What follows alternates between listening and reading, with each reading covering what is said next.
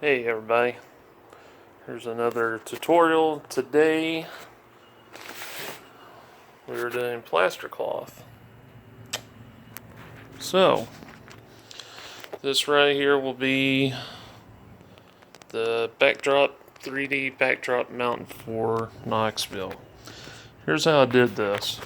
First I took some garage panel foam that actually goes behind these guys. I've found it at Menards. It's the cheapest foam you can.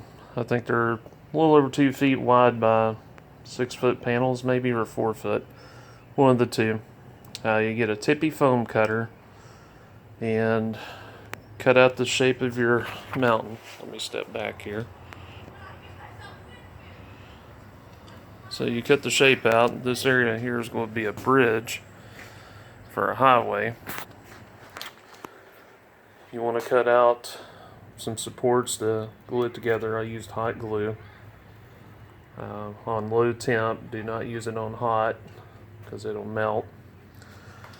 These little areas here I raised so that my terminal strips, because I didn't use my brain while building the layout and had an afterthought, so I had to put my terminal strips to run the power for my track on the top bench of the bench work. So the cardboard strips, they're pretty universal in size for micro mark. They're perforated, so you just break them apart, and you want to roll them across something that's got a soft edge like a table. That way you kind of break up the rigidity of it. So you want to glue the supports, bend one over, glue it down, and basically make a webbing of cardboard. So what I do in preparation of putting plaster cloth on, I take a full roll. Normally I use Scenic Express plaster cloth, but I ran out, so I got Woodland Scenics. You get a little bit less footage where you used to, and it's a little bit cheaper doing Scenic Express, and it's the same stuff. So get you a shoe box, one of the plastic containers from Home Depot. Got your plaster cloth, and what you want to do, get your shop scissors and a cloth, that way you don't, something you don't care about. Pitch this in water for a few seconds. It'll shrink up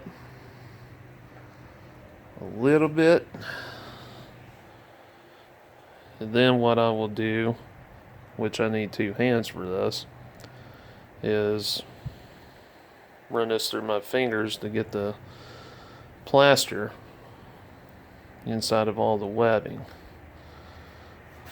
And then you just drape it over.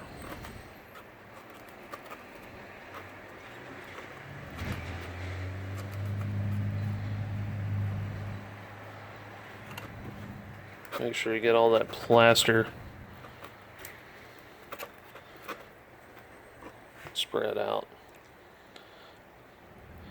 Work outside or somewhere that the wife won't yell at you for dirtying up the joint.